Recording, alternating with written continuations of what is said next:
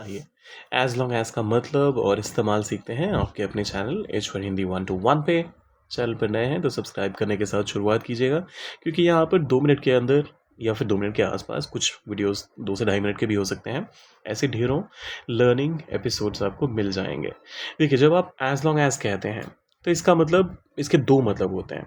एक तो किसी चीज़ की आप शर्त जब रखते हैं तो उस केस में भी आप ये कहते हैं, और अगर कोई कंडीशन डालते हैं तो उस केस में भी आप जब तक का इस्तेमाल करते हैं। You can stay as long as you want. तुम रह सकते हो। यू कैन स्टे, तुम रह सकते हो। As long as you want, जब तक तुम चाहो। यू वॉन्ट, तुम चाहो, so you can stay as long as you want.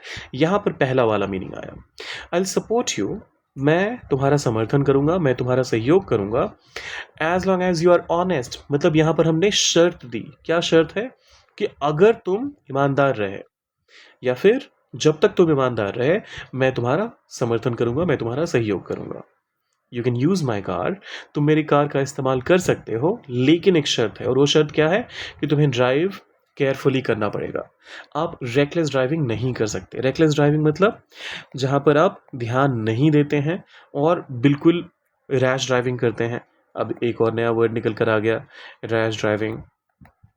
तो इनका मतलब होता है जहां पर आप ध्यान रखकर गाड़ी नहीं चलाते हैं, और ड्राइव केयरफुली का मतलब हो गया जब आप गाड़ी बिल्कुल ध्यान से अच्छे से चलाते हैं। Stay here as long as needed, जब तक तुम्हें ज़रूरत है यहाँ पर रहो। I am fine as long as you are here, जब तक तुम यहाँ हो मैं बिल्कुल ठीक हूँ। अब इसका एक एग्जाम्पल आपने कमेंट में डालना है, और जाने से पहले क्या करना होता है? सब्सक्राइब, लाइक और शेयर। मतलब इस सीक्वेंस में यहाँ पर टिक मार्क्स नहीं आए, लेकिन आपको ये तीनों चीज़ करनी है। और कमेंट में लिखिए मोर अगर ऐसे और वीडियोस चाहिए तो। मिलते हैं जल्दी।